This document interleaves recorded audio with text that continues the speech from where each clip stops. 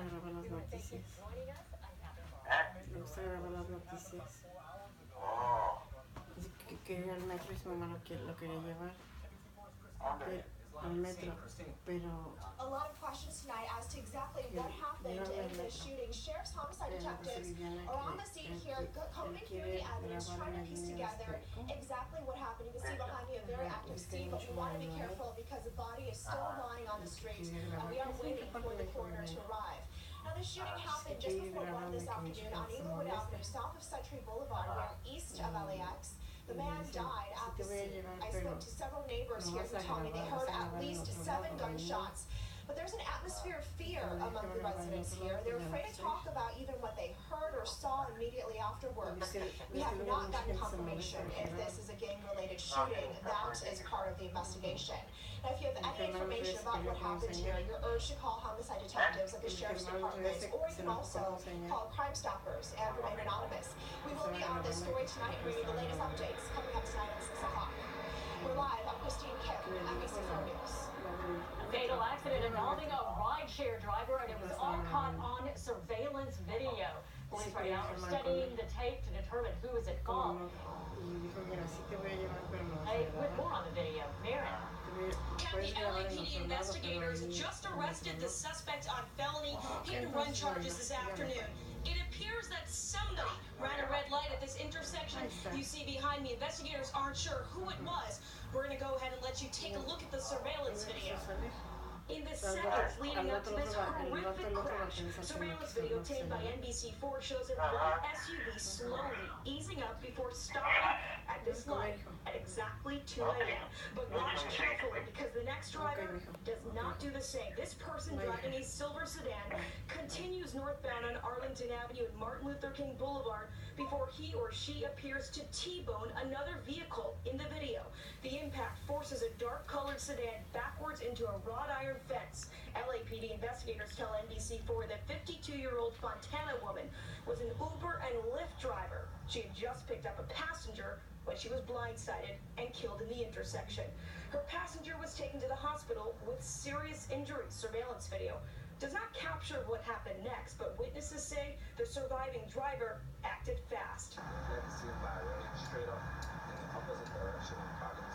Detectives tell NBC4 license plates on the car left behind led them to the suspect. Now, a spokesperson with Lyft told me just this afternoon that the driver here was not driving for Lyft at the time of the accident. We also reached out to Uber. We did not hear back before this newscast. For an hour live in South LA, I'm Maren Austin, NBC4 News. Your thanks, a soldier from Hemet has been killed in a non-combat incident. Department of Defense announced today that 23-year-old specialist John P. Rodriguez died Thursday. Rodriguez was assigned as 2nd Engineer Battalion, 3rd Armored Brigade Combat Team, 1st Armored Division, headquartered in Fort Bliss, Texas. The Pentagon says it's investigating the incident surrounding Rodriguez's death. Police say a body found in a Wilmington marina could be a man who disappeared in a Gardena wash earlier in the week. Firefighters arrived to Leeward Bay Marina just before 9:30 this morning and pulled the body out of the water. Detectives say they have reason to believe he is the man who was swept away by rushing waters in Gardena on Monday. The channel where the person possibly went in the water in the city of Gardena directly drains into here, into the Port of Los Angeles right behind you here. So it's a continuous channel. It runs about 4.5 miles. The coroner is now working to identify the body and determine exactly how he died. Police in Carson are searching for a driver who led them on a pursuit. Police say the suspect stole a car, then crashed into 2 cars at Pacific and Bonita in Carson. The driver then jumped out and took off on foot. Police did arrest a passenger. Helicopter crew is searching from above, and a K-9 team is looking for the driver south of where the pursuit ended. Montebello High School teacher is in jail accused of having a sexual relationship with a student. Whittier police arrested 46-year-old Brian Ward and booked him for statutory rape. Police say he had a relationship with a 17-year-old student at his home on Comstock Avenue. The girl wasn't Ward's student, but she did attend Vale High School, where he taught. Ward is being held at Whittier Jail on $100,000 bail. New developments for folks who travel through Laurel Canyon, although the busy boulevard is not expected to reopen until at least Monday or Tuesday. Engineers determined that what's left of a hillside home that partially collapsed is stable enough to begin work below. Collapse occurred along Laurel Canyon Boulevard earlier this week. Work crews will install protective barriers along the boulevard, creating a safe zone for traffic. No date has been set for the reopening, and it's going to be slow going even when it does reopen.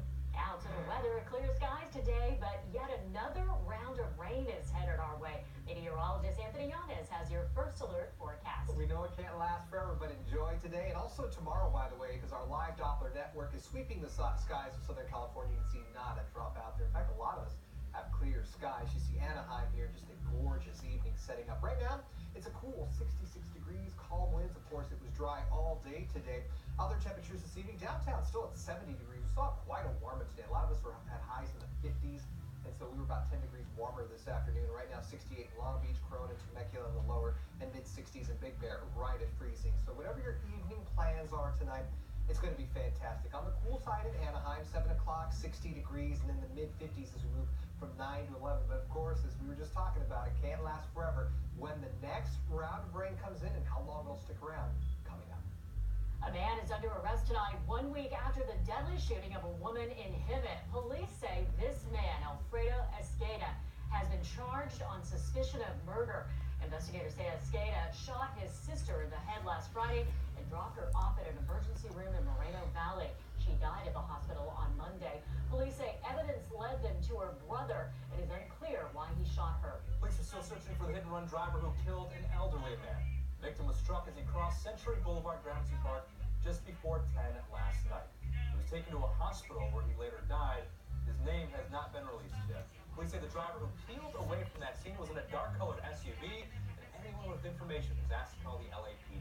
And we now know the name of one of the two people shot to death inside a car in Pomona that later crashed into a front yard. The coroner identified the victim as 34-year-old Lavelle Brown. The family tells us the other victim is Corinne Hensley. The shooting happened just after 11 yesterday morning near Larchmont and Collingsworth. The victims were found inside a car that plowed through a fence into a yard. Police are still searching for whoever shot them. Investigators still trying to figure out what caused this deadly crash in Artesia overnight. It happened just after midnight on Pioneer Boulevard, just north of the 91 freeway. One person died at the scene. 5 others were rushed to the hospital with critical injuries. The Pioneer Boulevard off-ramp from the eastbound 91 was closed for hours during the investigation. And police are investigating a shooting that left one man wounded outside of a liquor store in Linwood. It happened just before 11 last night near the intersection of Long Beach Boulevard and Burton. That's where police found one victim shot in front of the liquor store. The victim was taken to a local hospital and is expected to be okay. Investigators are now looking into what led up to the shooting.